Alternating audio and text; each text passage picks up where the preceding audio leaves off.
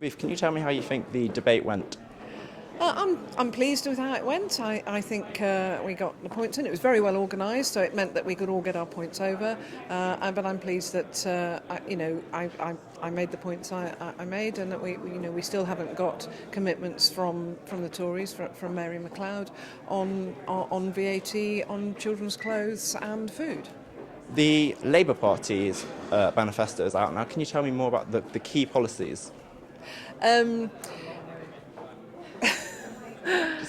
them up. What are your key policies? I can't remember what Oh God, I'm sorry. You need to check them. That's not great. No, I do need to check. I mean, I'm reading them every day. Sorry, Labour's key policies. Yeah, Labour's key policies. The absolutely core policy is to balance the books, and we can only we have to balance the books. We have to support the NHS. We have to ensure that our schools and our young people are supported, and all young people can get a job and employment. One of the key things that they want to induce to raise money as well is the mansion tax, of course. Is that fair?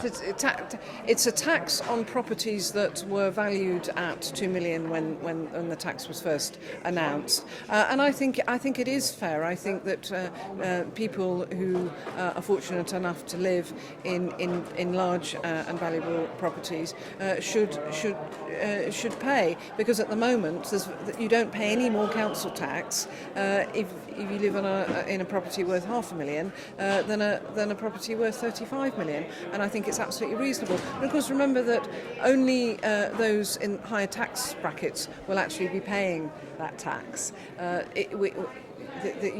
tax would be deferred for anybody who's not a higher taxpayer, because we have to protect those who are on low incomes but living in larger properties, such as around here in Chiswick. So what does happen then if someone is in a house, because it's essentially a tax on an asset, not the income? So what does happen to those people that can't afford an extra? But we have taxes on assets anyway. It's a perfectly acceptable principle. So I don't see that there's a problem. It's not an extortionate amount of money. It'll be about the same for people in properties between 2 and 3 million. It'll be about the same as their council taxes at the moment. But it would be on. And can I also say it'll be about the same as council tax is at the moment, but it'll also actually affect very few properties in this constituency. But they're older people who have lived in the house while the value has increased. What about people like that? But they wouldn't be paying the mansion tax because they're not higher rate taxpayers on the whole. Am I right in thinking it rolls over into, which is essentially a inheritance tax?